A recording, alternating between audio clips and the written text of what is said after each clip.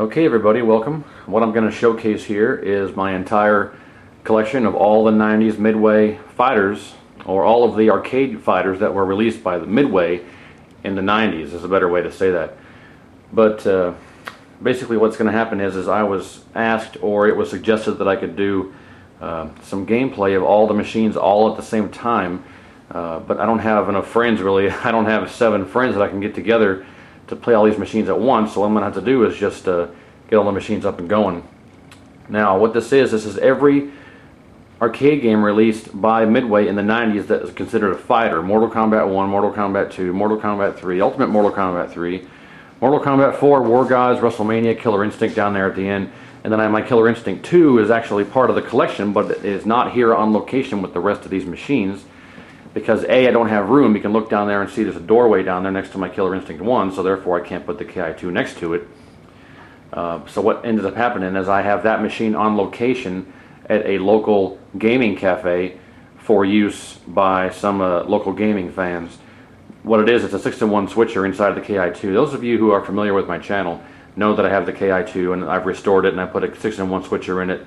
It's got a bunch of different games in there, including KI2. So I do have it, and it is part of my collection, but I cannot put it in the lineup with the rest of these machines because I'm low on space, and I just can't get that done. So anyway, that being said, I'm going to go ahead and show all these machines off as requested or as suggested, and then I'll go ahead and get them all running up and going. So basically what this is we'll start with Mortal Kombat 1. All of my machines are pretty much mint condition, mint to near mint condition, and those of you who have been fans of mine for a while know the quality of my restorations and the quality of my machines here. But you know, that being said, I'll just go ahead and show them off. Anyway, MK1, this machine has been signed by Mr. John Vogel. John Vogel is the gentleman who programmed the backgrounds for not just Mortal Kombat 1, but every Mortal Kombat that's ever existed. John Vogel has been a part of, as far as designing the backgrounds and various operations of how the game has been, well, how the game has come about. So he signed the machine, as well as Mr. Daniel Pesina. He signed Johnny Cage, Reptile, Sub-Zero, Scorpion, Daniel Pesina. So he was kind enough to sign my control panel for me, and that's pretty much all there is for the MK1. Again, it's in great shape, fully restored, no faded side art, all of that jazz. Mortal Kombat 2. It's kind of the same boat. I'd give it a 9 out of 10 because there are some, focus up there we go, there are some gouges on the sides, but nothing I couldn't just touch up. But anyway, again, this machine is in just as fantastic shape as the MK1. As you can see, all the monitors have been completely rebuilt, and by rebuilt I mean new flybacks, new cap kits, all the solder pads reflowed, the whole 9 yards, and they all look phenomenal. And I believe they're all K7000s or K7400. It's a 7000, 7400, 7000, 7000, 7000, 7000, and then 7400. But let's get back to MK2. Now this particular machine is kind of the pride and joy of my collection. Not only is MK2 one of my favorites, I'd put it below MK3. MK3 is my favorite because that's the one I grew up playing most, but MK2 is a close second. But the machine is kind of the pride and joy of the collection, even though it's second to MK3, because it's been hand signed by 3 of the actors as well as John Vogel again. Let's start with the marquee. The marquee here, it's going to be hard to see because he's signed in gold, but as it focuses there, you can see Jax, and then underneath here, this scribbling here says, believe it or not, it says John Parrish. So Mr. John Parrish signed the marquee, as well as Dr. Philip Ahn. I don't know if it's On or An, how he pronounces it, but I'll say On because it's spelled A-H-N. But he played Shang Tsung, and then he's also got, he's a medical doctor, and he puts this little Jesus fish there. So he signed it there. And then up here we have Flawless Victory. The LESS is kind of blocked here by the marquee retainer, but it's Daniel Pesina. Again, he signed Johnny Cage, Sub-Zero, Scorpion, Reptile, Daniel Pesina over here. But later on, I realized he actually forgot to put Noob Saibot and Smoke, but I won't hold it against him. I'm sure none of you guys will too. So anyway, those 3 gentlemen have signed the marquee. The control panel, again, Johnny Cage wins, Daniel Pesina, Mr. John Vogel, Dr. Philip Ahn, Shang Tsung, John Parrish, Jax wins. I believe that's all for the control panel. On the front here, well, let me kick the light on real quick. That's a bit better. Okay, there we go. On the front here, I've also got Johnny Cage Wins, Daniel Pesina, Jax, John Parrish, Philip On, MD, Shang Tsung, and those three are the only ones on the front. John Vogel only signed the control panel. I believe that's because when I already had the marquee and the front piece signed, he showed up after that, and when I went back out to the car to get my stuff, I only felt like grabbing the control panel. So it's no big deal.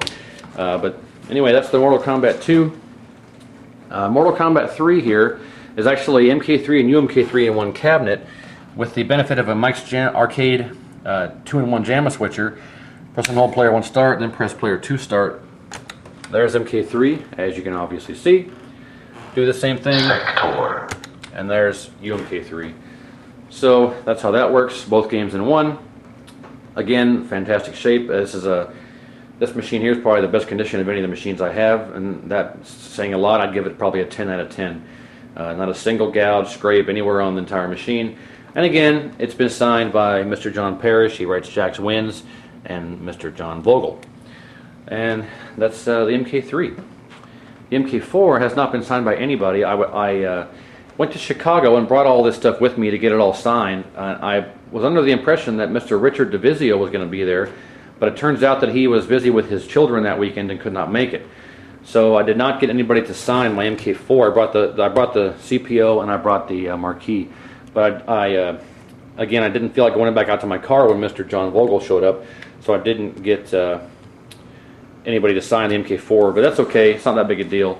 But again, the MK4 is in great shape as well, just like the rest of them. Again, we'll let the thing come up here. There we go. Another great looking monitor. War Gods. This one's a bit different. I had to do a complete restoration on this. The control panel here, you can look at the panel and see that how good a shape that it's in. It's all original. I didn't have to do a damn thing to it, but I did put new buttons and joysticks and new Lexan, which is the first couple of steps I do for all these machines. But the buttons that came here for 3D, these are brand new old stock buttons. The ones that were on here when I got the machine are those old Cherry Master poker game type of square push buttons like this. They were red. I got rid of those and got some new old stock correct ones. And the lights in here are LEDs instead of bulbs because the actual light bulbs would get hot and you could feel the heat coming off these buttons. So I put LEDs in there. Now they're nice and chilly and they don't make any heat, and they look a lot better than the light bulbs. So I did change out the T-molding to green, lime green, and I did change the sides. The sides were all messed up. Most of you guys are familiar with the sides. They say, you know, the red Midway logo. I did the exact same logo, and only in Photoshop I changed it to lime green. So the sides here say Midway, but they're lime green to match the T-molding.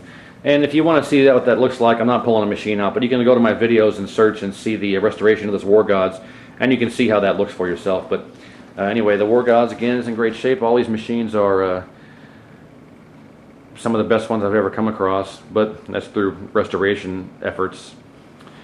Dedicated WrestleMania, and we all know how much headache I had to go through and hassle with restoring this control panel overlay. Again, I won't go into detail. You guys can view my videos. Just search WrestleMania in my videos, and you can see the heartache and headache I had to go through to get a new control panel overlay with how bad this one was. I guess I could say that someone spilled some soda or some type of liquid underneath the Lexan, and it just ate away all of the ink.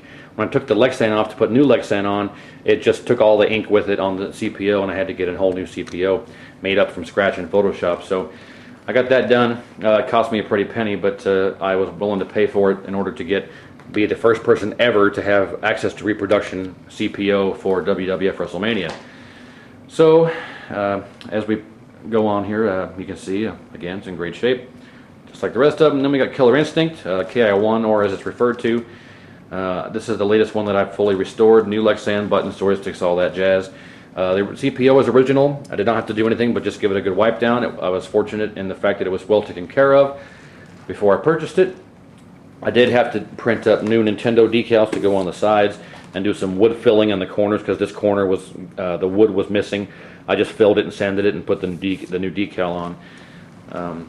And the marquee is the original marquee that's been in there since, what is it, 1994.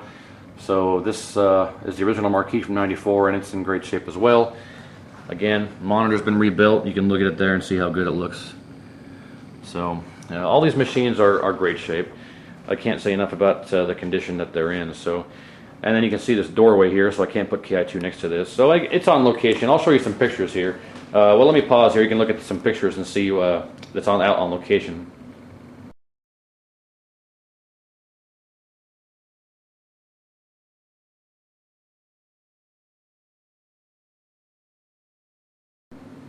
Okay, and that gives you an idea. So I do have every '90s Midway Fighter arcade machine. There's a game out there called BioFreaks that was released in 1998 after MK4, but it was prototype only and never actually commercially released. So it's not I don't consider it part of the collection. Plus, you're not ever going to ever find or get your hands on one. So because it was not commercially released, I don't consider it part of the collection. And some people talk about Rampage World Tour because it's in an identical cabinet to these, except for a bigger control panel, of course. Some people refer to Rampage World Tour as being part of a '90s Midway, collection because of the exact type of cabinet these are. But it's not a fighter, so I might eventually get my hands on one, but I'm not going to consider it part of the fighting collection. Mace the Dark Age as well is an identical cabinet to these, but it's an Atari game, not a Midway, so of course it doesn't belong in the collection. But I'll probably get my hands on one of those at some point too. But anyway, so that's all the '90s Midway fighters. They're not all in one location, but I do have all the games. So this is everything except for Killer Instinct 2. So let me go ahead and get it going here. I will flip off the light, and we'll see how this turns out. Let me start the ones that take a while to...